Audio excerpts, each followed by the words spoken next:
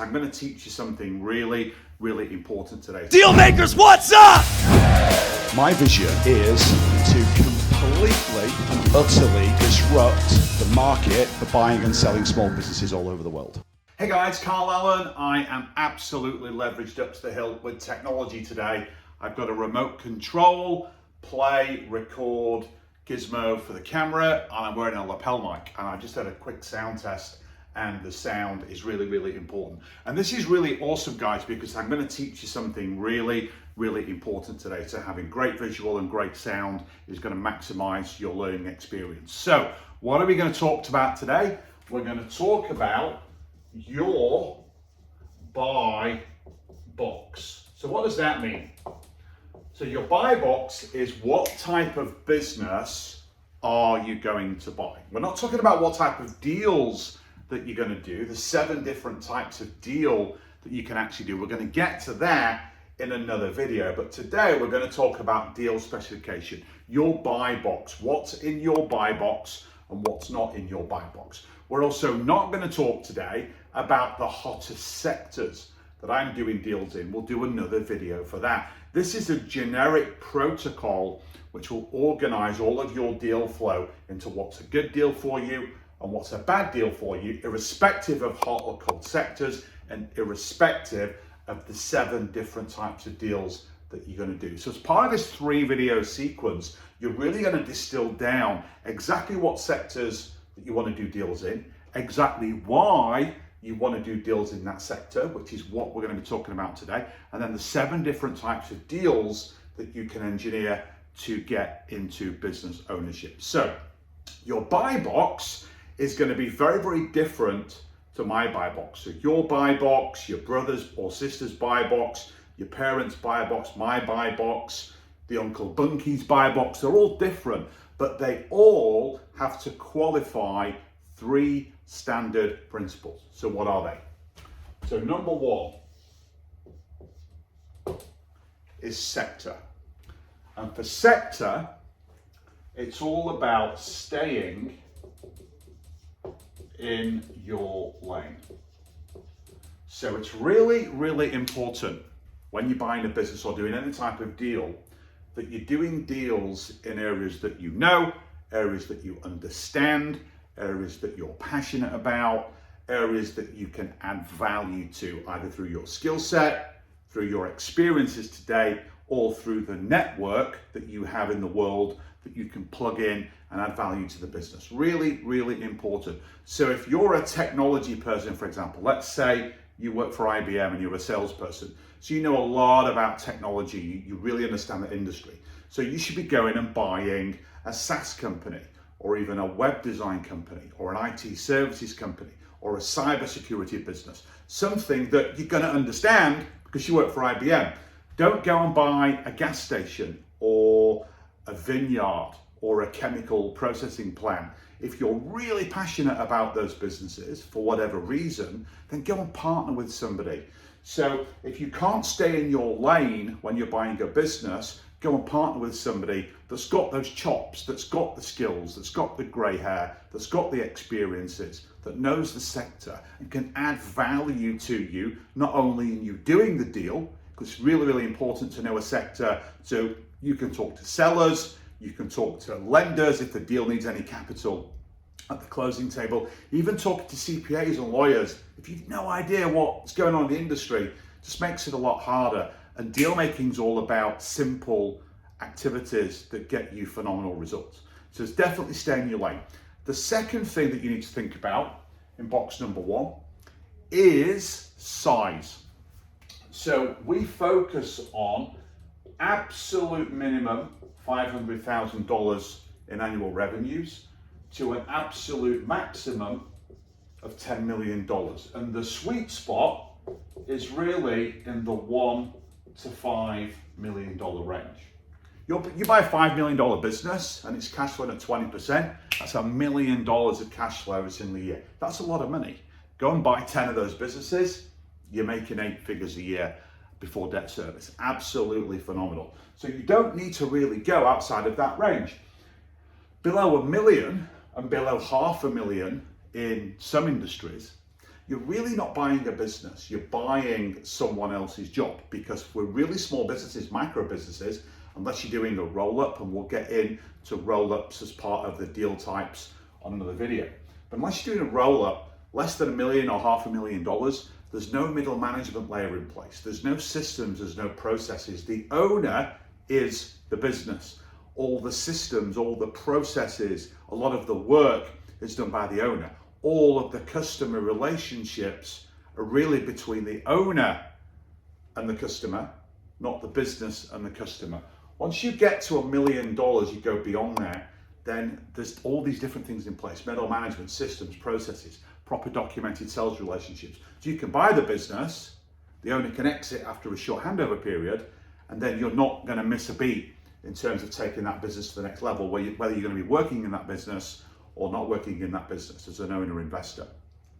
The other issue you've got to be careful of is when you go above 5 million, or really maximum 10 million, depending on the industry, then there's a lot more competition for businesses at that level. So statistically, about 1 in 11 to 1 in 12 businesses that try to sell actually do inside the United States. And there's lots of different reasons for that I'll go over in another video. But it's just as easy for a $25 million business to buy, say, a $15 million business than it is to buy a $1 million business. That's actually easier to buy a larger business because there's better management information, there's better systems and processes, and there's a lot more redundancy. So there's a lot more financing available for those massive deals, and they're a lot quicker and easier to actually do. So all the competition, the kind of feeding frenzy from family offices, from private equity investors, from trade buyers, that all happens north of that $5 or $10 million range, depending on the industry. So stay above 1 or half a mil, stay below that 5 to 10 million range. That kind of sweet spot, 1 to 5 million, covers most industries. That's where you should be targeting. There's a lot less competition for deals in that space, and you're buying a business that's got something about it so that the ownership can be transferred from the seller to you as the new owner. So really, really important. The third thing you've got to figure out in box number 1 is role. Now, there's 2 primary types of role when you buy a business. You can be an owner manager, or you can be an owner investor. So if you want to be an owner manager, that means you're buying the business and then you're going in as the CEO, the GM, whatever you want to call it, the jockey, as Brad Sugars calls it. You're in that business and you're running it day to day. And there's nothing wrong with that. That's absolutely fine. Thousands of my students have done that. But if you're buying a business and you want to be the owner manager, then you've got to think location, right? It's got to be in an area where you live or in an area where you want to move to. So if you live in Boston and you want to stay in Boston, really, if you're going to be going into the business every day as the general manager, you've got to be looking at deals inside of Boston, right? If you want to be an owner investor and then have a general manager that you partner with to come in for a small piece of equity, we'll talk about that in another video, where they're running the business day to day for you as your partner. They're doing all the tactical day-to-day work. They're driving the bus with all the people on it, but your role as an owner investor is to really be the GPS, the satellite navigation, to kind of guide that owner and the team, guide the GM and the team down whatever route that you want to take the business. So as an owner investor, you're working on strategy, you're working on vision. It's a lot more about leadership and culture. And you're also doing deals. You might then go off and do bolt-on acquisitions or tuck-in acquisitions or roll-ups. And I'll do a video later on all the different nuances of all those, the 7 different types of deals that you can actually do, which I'm not going to do today, I'm going to do on another video. So let's summarize part number 1 in your buy box. Stay in your lane, stick to that $500,000 to 10 million or that $1 to $5 million sweet spot in terms of revenue, not valuation, revenue, and then figure out your role. Do you want to work on the business as an owner investor, which is what I do. I own 19, 20 different businesses today, lost count, done so many deals recently. I don't work in any of those businesses. I have managers and teams that run those businesses for me, and I just get those distribution checks every single month, from bowling alleys to e-learning businesses to electrical contracting companies to drainage businesses, you name it, they're all over the place. Or you can work in your business as the general manager where you're doing the tactical day-to-day operations of that business. So really, really important. That's box number one. Box number two, there's 3 boxes actually, so let's draw them out. Box number 2, very, very important. It's all about the seller. So box number 1 is about you. Box number 2 is about the seller. And box number 3 is about the financial DNA of the business. So let's talk about the seller for a second. The best deals that you're going to do are where you find a distressed seller of a good business. Let me say that again. A distressed seller of a good business, not the other way around. There's lots of good sellers of distressed businesses. A distressed business is doing $1 in earnings or less. It's losing money. You can buy that business for $1, but don't do that. You're just going to inherit somebody else's problems. You're going to be inheriting their headaches. So don't do that. Always, always, always buy a business that's cash flowing, which is point number 3.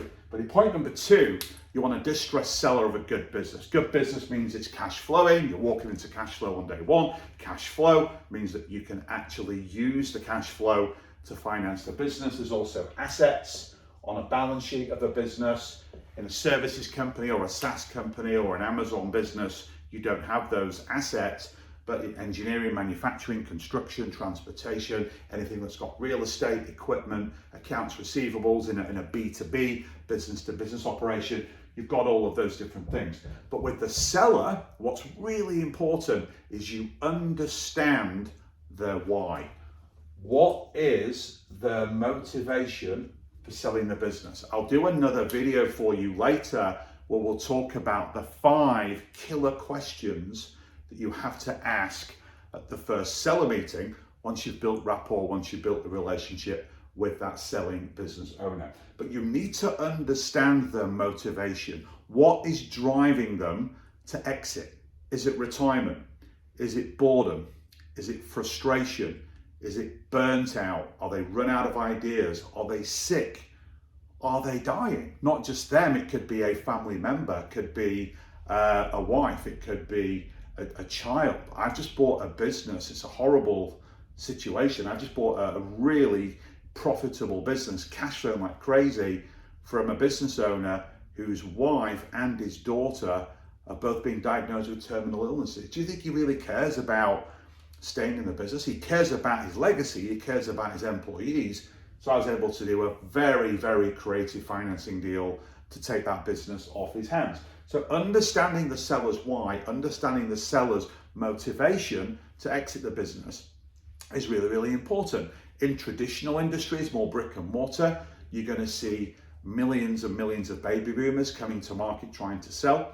But as well in the e-com space, so Amazon businesses or SaaS companies or marketing agencies or professional services firms, they tend to be owned by younger entrepreneurs, younger business owners, but they still have lots of motivation to sell. Entrepreneurs get bored.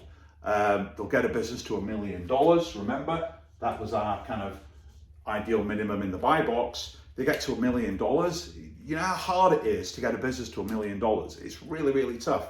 Less than 2% of the businesses in the world ever get to $1 million. Most of them crash and burn.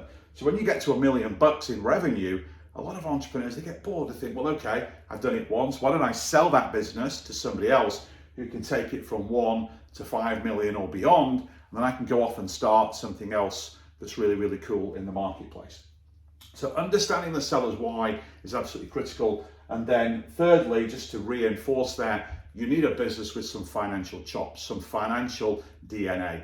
It absolutely 100% of the time needs cash flow. If the business isn't cash flowing, drop it like third period French. Don't go anywhere near that business, because you can't borrow money to buy a business if there isn't cash flow coming out of the business for you to service that debt, amortize that financing over a period of time. Even if you're buying in a business on an annuity deal, and I'll do a training on that in a couple of weeks, where you're just paying for the business over time without any upfront payment, so it's like leasing a car, you still need cash flow. If there's no cash flow coming out of the business, you can't make those payments, and you can't make money personally as well, which is really, really important as the owner of a business. So to summarize, number 1, stay in your lane, stay in that $1 to $5 million kind of perfect sweet spot. You can go as low as $500,000 or up to $10 million for the right industry. Figure out, are you going to work on your business so it can be anywhere, or in your business so it's got to be local to you.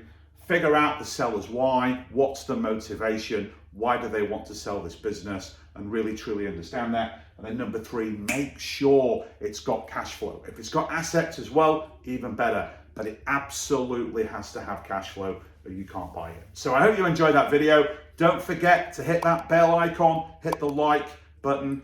Please like this video and share it if you want. And then also subscribe to this channel. That means as soon as a new video comes out, if you like this stuff, if you're learning information and education from these videos, if you subscribe, you're going to get the next piece of content the nanosecond that we put it into the channel. So hit like and subscribe, please. Do your Uncle Carl a favor, and I will see you guys on the next video. Until then, bye for now.